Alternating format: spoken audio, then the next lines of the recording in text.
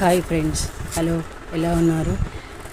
ఈరోజు చుట్టుపక్కల వాళ్ళు మొక్కలు సరిగ్గా పెంచుకోకపోతే ఎంతటి ప్రాబ్లమ్స్ పక్కన వాళ్ళు ఫేస్ చేస్తారో ఈ వీడియోలో చూపించడానికి మీకు ఈరోజు ఈ వీడియో చేస్తున్నానండి.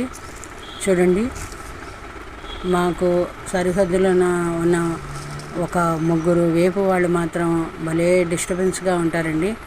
చూడండి, ఇటు సైడ్ మీకు కనిపిస్తున్నవి ఈ సపోటా చెట్టు మొక్కల ఎండిపోయిన ఆకులు మాత్రం. చూడండి, ఇది ఊటబావి.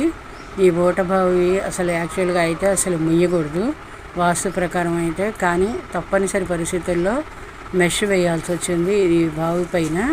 చూడండి, అసలు మాకు ఇటేపు కరివేపాకు మొక్కలు ఉన్నాయి, మీకు కనిపిస్తున్నాయి కదా.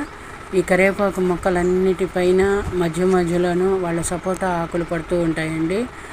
ఇంకా ఆకులు ఎండిపోయి దానంతటా అవి పట్టమే కాకుండా ఆ వెనకాల ఉండే వాళ్ళ ఇంట్లో ఉండే పనివాళ్ళు అటు ఇటు చూసేసి గబుక్కన మేము లేనప్పుడు టపక్కని పోసేసి వెళ్ళిపోతూ ఉంటారు. వాళ్ళ దొడ్లో సగానికి వాలింది, మా దొడ్లో సగానికి వాలింది అవి ఈ సపోటా చెట్టు.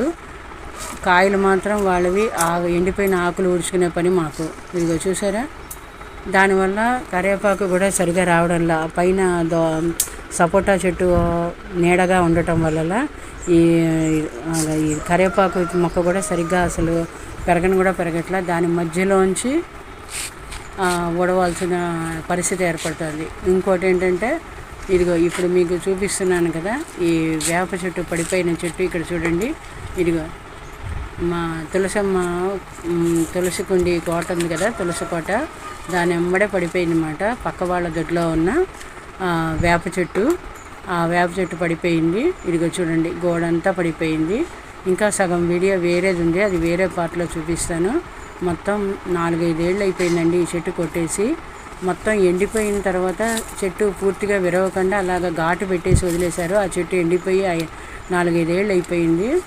వాళ్ళకి చెప్పాను చాలాసార్లు. ఆ ఇంట్లో ఒక చాకలి ఫ్యామిలీ అద్దెకుంటూ ఉంటుందన్నమాట. ఆ అబ్బాయి పేరు చాకలి అబ్బాయి పేరు రమేష్.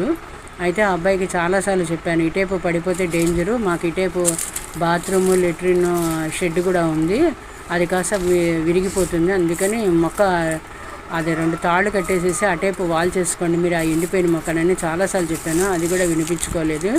ఇప్పటికి ఇది పడిపోయే ఉగాది ముందు రోజు వాన వచ్చి పడిపోయింది అది.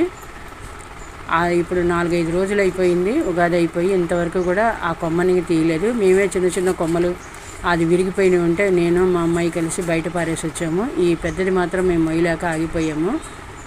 ఇదిగో చూడండి, ఇది వేరే వాళ్ళ సరిహద్దు, ఇది ఉత్తరం వైపు సరిహద్దు. వీళ్ళు కానుగ చెట్టుని ఎవరైనా ఇంట్లో పెంచుకుంటారంటే అది కూడా గోడ వైపుకి వేశారు. ఇదిగో చూడండి, మొత్తం కానుగ చెట్టు అంతా మా దొడ్డి వైపే వాలిపోయింది.